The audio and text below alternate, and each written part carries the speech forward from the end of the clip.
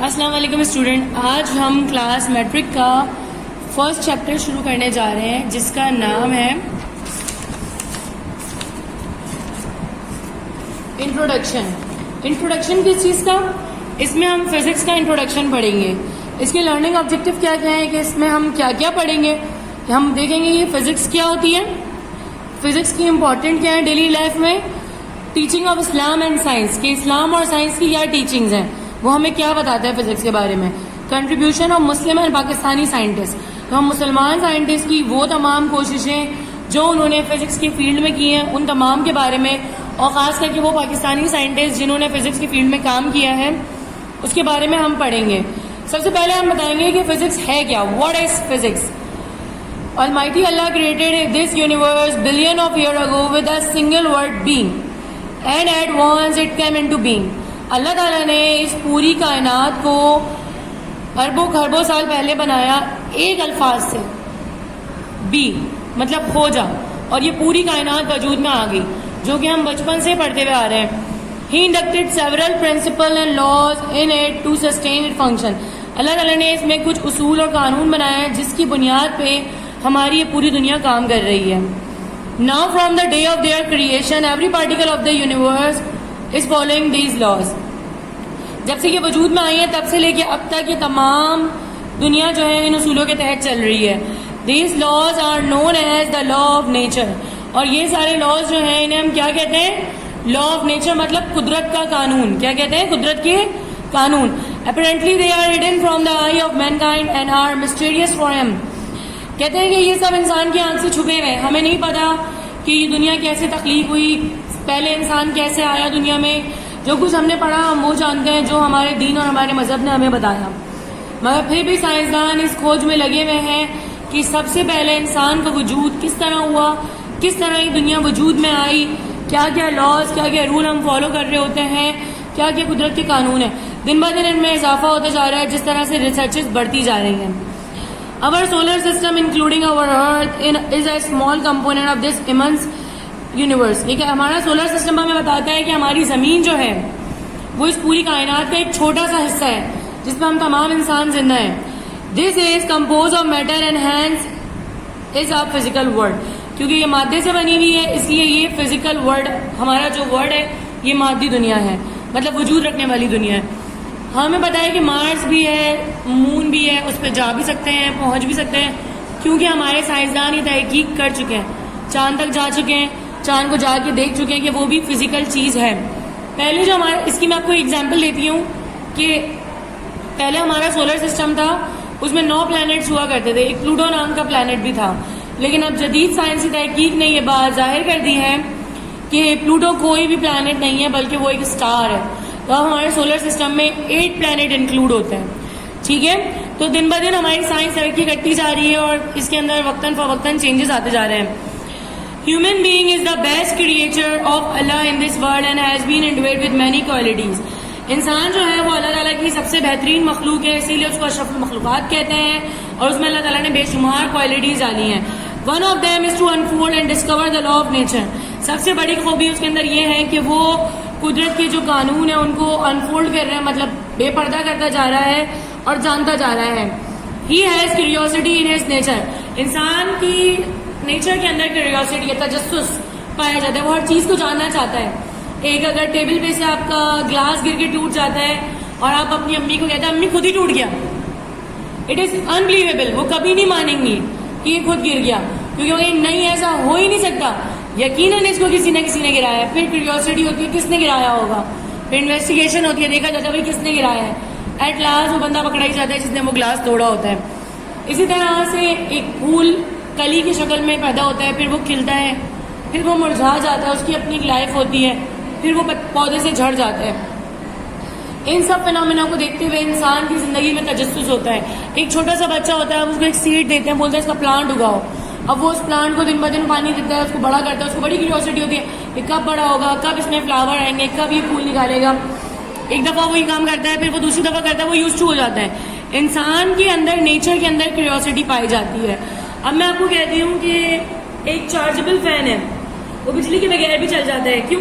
क्योंकि वो चार्ज होता है। सबसे पहले तो अगर मैं आपको बोलूँगी देखो ये पंखा है, ये बिजली के बगैर चलता है, अगर आपको नहीं पता होगा कि कैसे ऑपरेट करते हैं तो आपको टेंशन हो जाएगी, यार बिजली के बगैर कैसे चल सकता है। आजकल तो हम बहुत फेमिलियर है इस चीज़ से कि बैटरी ऑपरेटेड बहुत सारी डिवाइसेस होती हैं, लेकिन जब ये शुरू में आया था तो लोगों को बड़ा तजस्सुस होता था, हैं वायरलेस माउस भी होते हैं तो वो उनमें करंट कैसे आता है, किस तरह वो चार्ज होते हैं, किस तरह वो काम करते हैं, उनको एनर्जी कहाँ से मिलती है।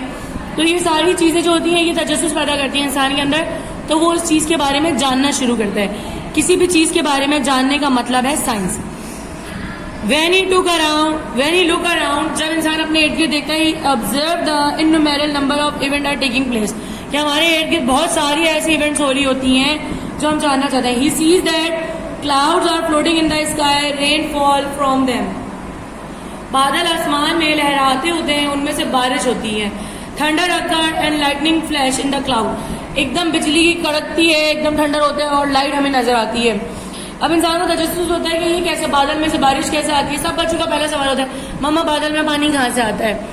तो ये साइंस की क्यूरियोसिटी है कि वो बच्चे इस बारे में जानना चाहते हैं, फिर थोड़े थोड़े बड़े होते हैं, उनके कॉन्सेप्ट क्लियर होते हैं, जो हमारे साइंसदानों ने इसकी तहकीक करिए, इसके बारे में पूरी रिसर्च जो है वो पब्लिश की हुई होती है, तो हम उसको पढ़ के मजीद इससे मालूमात हासिल कर सकते हैं। Several टिनी plant and beautiful grass appear on the surface of dry land, छोटे छोटे पौधे और घास जो है वो जमीन पे उगने लगती है। Observe that there are many objects that catch fire while other do not, वो ये देखता है कुछ चीजें होती हैं वो आग पकड़ लेती हैं, लेकिन कुछ ऐसी होती हैं जो आग नहीं पकड़ती।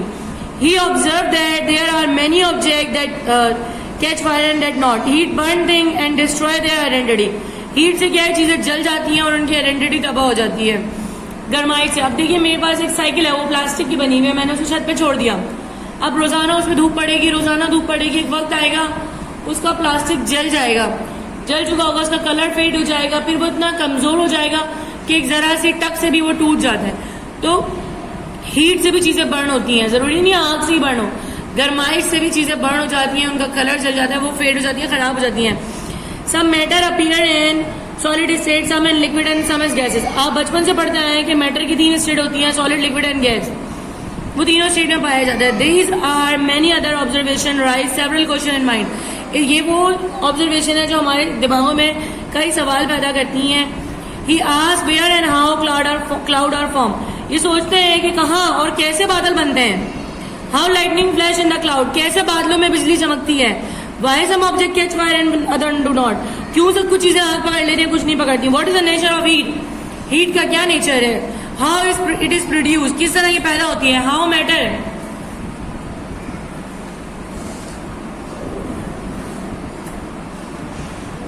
How matter appear in different state, कि मैटर जो है वो डिफरेंट स्टेट में किस तरह से अपीयर होता है। Such many similar question excite him to find the answer of these question, कुछ ऐसे ही क्वेश्चन होते हैं जो उसके अंदर एक्साइटमेंट पैदा करते हैं कि वो इसका आंसर ढूंढने की कोशिश करे। Physics a branch of science which help him to get the answer of this query, physics जो है वो एक ऐसी ब्रांच है जो इन तमाम सवालों के जवाब ढूंढने में आपकी मदद करती है। द वर्ड फिजिक्स, जो ये वर्ड है फिजिक्स, ये come from a Greek word physikos, ये ग्रीक वर्ड से निकला है जिसके जो कि है फिजिकोस, जिसके मीनिंग्स है नेचुरल, मतलब कुदरती। Now it is defined as a science which deal with the interaction of matter and energy, इसकी असल डेफिनेशन यहाँ से आती है A science which deal with the interaction of matter and energy, मतलब दो इंपॉर्टेंट चीजें इसके अंदर, कौन कौन सी, एक मैटर और एक एनर्जी, एक मादा और एक कुव्वत। हम इन दोनों की इंटरेक्शन को, इन दोनों के ताल्लुक को फिजिक्स के अंदर पढ़ते हैं कि किस तरह से मैटर जो होता है वो एनर्जाइज होता है, किस तरह वो काम करता है, किस तरह वो स्टेबल होता है, क्या उसके अंदर क्वालिटीज हैं क्या नहीं है। तो इसमें हम टोटली फिजिकल चीजों के बारे में पढ़ते हैं कि जैसे एक लकड़ी है वो किस तरह बनती है, किस तरह उसे हम डिफरेंट डिजाइन में लेकर आते हैं, क्या उसकी लेंथ होती है, क्या उसकी विड्थ होती है, किस तरह हम वेट उठाते हैं, किस तरह हम एडजस्ट करते हैं। ये तमाम चीजें हम फिजिक्स के अंदर पढ़ते हैं जो कि वजूद रखती हैं उन चीजों के बारे में, ये फिजिकल साइंस कहलाती है। अब फिजिक्स की भी मजीद कुछ ब्रांचेस होती हैं। Physics the physicians have divided the subject physics into various branches, जितने भी फिजिक्स के साइंटिस्ट हैं उन्होंने फिजिक्स को जो है डिफरेंट ब्रांचेस में डिवाइड किया है और ये आजकल कुछ सब्जेक्ट बन चुके हैं। ऐसा नहीं है सिर्फ ये ब्रांचेस रह गए हैं। जब आप आगे फर्दर एजुकेशन लेते हैं, मास्टर्स करते हैं या आप ग्रेजुएशन कर रहे होते हैं तो वहाँ आप इन ब्रांचेस को पढ़ते हैं कि कुछ एटॉमिक फिजिक्स के अंदर मास्टर्स कर रहे होते हैं या रिसर्च कर रहे होते हैं, कुछ प्लाज्मा फिजिक्स में कुछ न्यूक्लियर फिजिक्स में, सब टोटल पूरी ब्रांचेस हर कोई नहीं पढ़ रहा होता, पूरी ब्रांचेस से वो ही पढ़ता जो सिर्फ फिजिक्स पढ़ रहा होता है सिंपल, तो वो सबके बारे में थोड़ा थोड़ा पढ़ता है।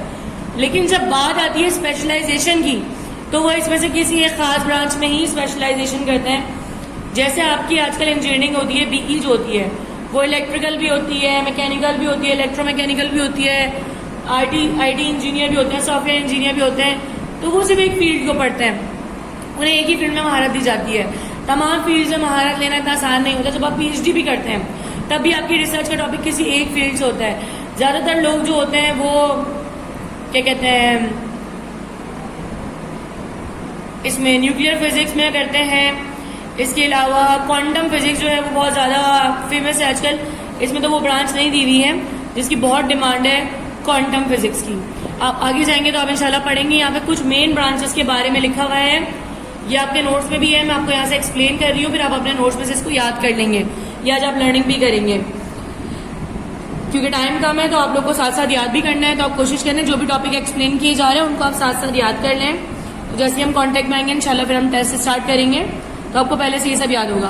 फर्स्ट ब्रांच है इसकी mechanics. It deal with the motion of object with और विदाउट रेफरेंस ऑफ फोर्स। ये किसी भी बॉडी की हरकत के बारे में पढ़ता है। डील से मतलब है उसके बारे में बात करता है या उसको लेके चलता है, उसी पे काम करता है। किस बारे में? Motion of an object. Motion कहते हैं हरकत को, किसी भी ऑब्जेक्ट की हरकत को। विद और विदाउट रेफरेंस ऑफ फोर्स का मतलब है, विद रेफरेंस ऑफ फोर्स हम पढ़ते हैं डायनेमिक्स में, और काइनेमेटिक्स में हम विदाउट रेफरेंस ऑफ फोर्स पढ़ते हैं कि मोशन हो कैसे रहा है, किस तरह हो रहा है, हल्का है, तेज है, स्लो है, फास्ट है, जो भी है, ये सब हम लोग किस में पढ़ते हैं? Without reference. रेफरेंस के साथ जब हम पढ़ते हैं फिर हम ये कहते हैं कैसे पैदा हो रही है फोर्स, हाउ, वाई मोशन हो क्यों रहा है, मोशन होने की वजूहात, उसकी हरकत। रेफरेंस, विद रेफरेंस में हम मोशन की हरकत की वजह को पढ़ते हैं, विदाउट रेफरेंस में हम सिर्फ हरकत को पढ़ते हैं, उस किस वजह से हो रहा है उसकी वजह को नहीं पढ़ते। लेकिन मैकेनिक्स में हम दोनों तरह के मोशन को डील करते हैं, जिसमें फोर्स का ताल्लुक होता भी है और नहीं भी, तो ये दोनों को कंबाइन करके बनती है। दो तरह की फिजिक्स होती है, एक में हम हरकत को पढ़ते हैं और एक में हम हरकत की वजह को पढ़ते हैं। तो मैकेनिक्स में हम दोनों को पढ़ते हैं, किसी भी बॉडी की हरकत को, चाहे उसमें फोर्स का रेफरेंस हो या फोर्स का रेफरेंस ना हो। Electricity, it is concern with the phenomena and effect related to electric charge. अब इलेक्ट्रिक चार्ज में रिलेट होने वाले जितने भी तरीके हैं और जो भी उससे असर होते हैं, असरात उसके पैदा होते हैं, उन सबको हम इलेक्ट्रिसिटी में पढ़ते हैं। इलेक्ट्रोमैग्नेटिज्म, इलेक्ट्रिसिटी और मैग्नेट दोनों की मिली जुली ये ब्रांच है। It deal with the observation, मतलब जो हम ऑब्जर्व करते हैं, मुशाहिदा करते हैं, प्रिंसिपल, उसूल, लॉज, कानून और मेथड, वो तरीके जो इलेक्ट्रिसिटी और मैग्नेटिज्म को आपस में रिलेट करते हैं। क्या करते हैं? रिलेट करते हैं। सॉलिड स्टेट फिजिक्स, देखिए solid state physics, atomic physics और न्यूक्लियर फिजिक्स, तीनों की डेफिनेशन तकरीबन सेम है। It is concern with the, दो बातें हो गई, स्ट्रक्चर एंड प्रॉपर्टीज। स्ट्रक्चर कहते हैं उसकी साख्त को, उसकी बनावट को, प्रॉपर्टीज उसकी खुसूसियात को। ये क्या करता है? कंसर्न करता है बनावट और खुसूसियात से किसकी? सॉलिड मटेरियल की। किसकी?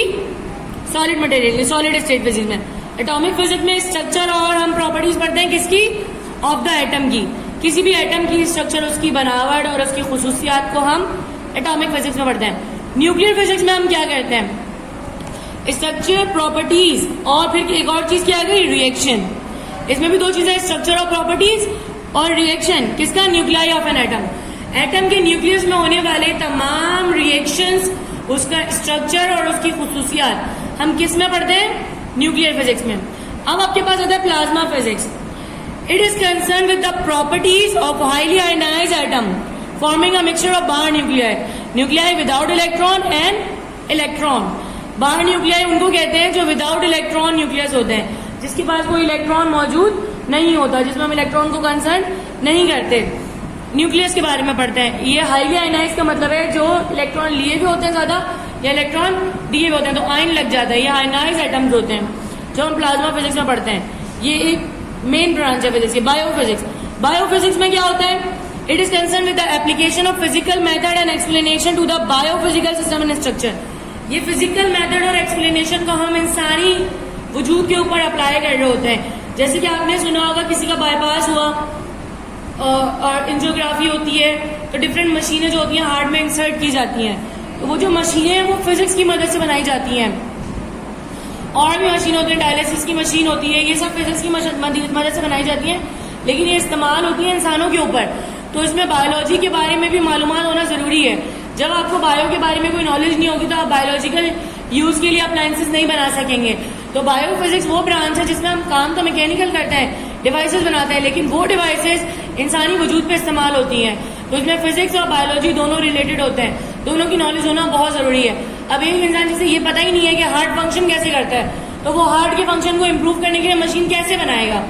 सबसे पहले तो उसको बायोलॉजी के बारे में मालूमात होनी चाहिए कि बायो होती क्या है, किस तरह से मेडिकल फील्ड काम करती है, उसकी क्या क्या रिक्वायरमेंट है, अगर हम कोई मशीन बनाएंगे तो उसके क्या साइड इफेक्ट होंगे, क्या इफेक्ट होंगे, ये सब हम पढ़ने के बाद उसके ऊपर काम शुरू करते हैं। फिर हम उसकी कोई डिवाइस बनाते हैं जिससे उस बीमारी को ओवरकम किया जा सके, उसके अंदर आसानियां पैदा की जा सके।